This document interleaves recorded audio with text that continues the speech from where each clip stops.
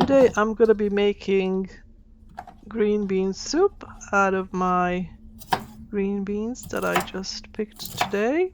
I'm gonna chop them up to bite-sized pieces and I will set them aside. I'm going to make a broth first and then I cook in that broth until it's nice and tender. So I'm gonna start with a little bit of butter, about a tablespoon and a half. I'm going to put in some bay leaves, 3 small pieces.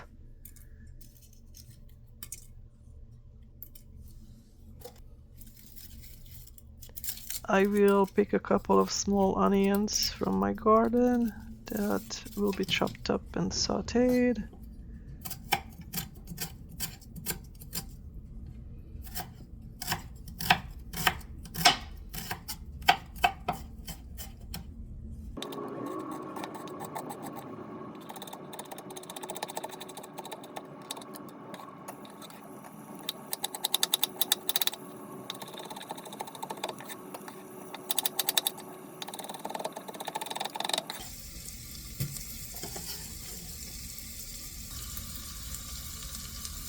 A little bit of salt.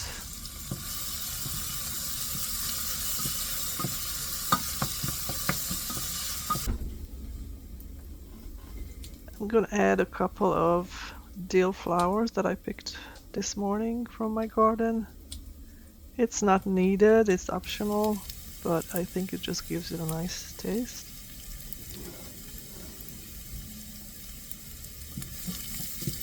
Saute this for a couple of minutes. I'm gonna add some ground black pepper, Vegeta, which is just a vegetable powder that I use for all my dishes. You can probably use chicken broth or chicken powder, whatever you have for flavoring, and of course paprika.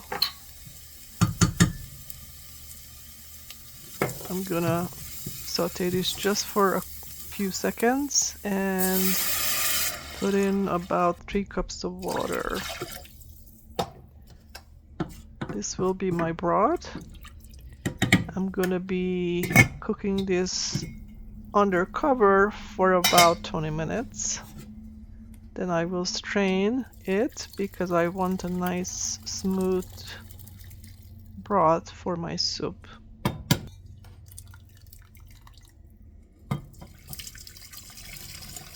Put that back into the pot. Squeeze the onion juice out a little bit, get all the flavors out.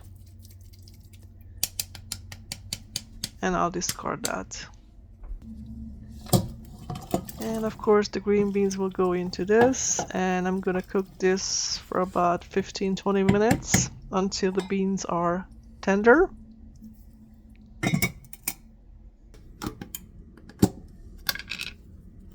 When it's almost ready, I'm gonna mix up some sour cream with some flour to thicken up the soup and make it nice and creamy.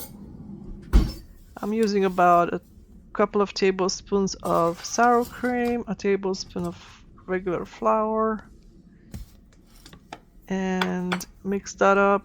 And I'm gonna add a little bit of the hot broth because that's gonna temper my sour cream so it doesn't clump up and I put it into the soup. Again, I'm looking for something nice and smooth and creamy.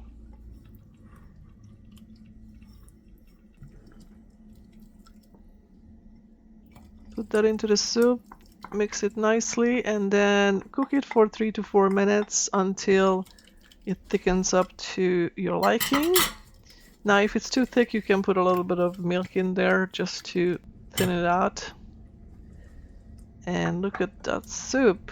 It looks wonderful. Now, you don't have to do this, but I'm putting a little bit of dried parsley on the top of it just to have some contrast. And I'm gonna enjoy this for sure.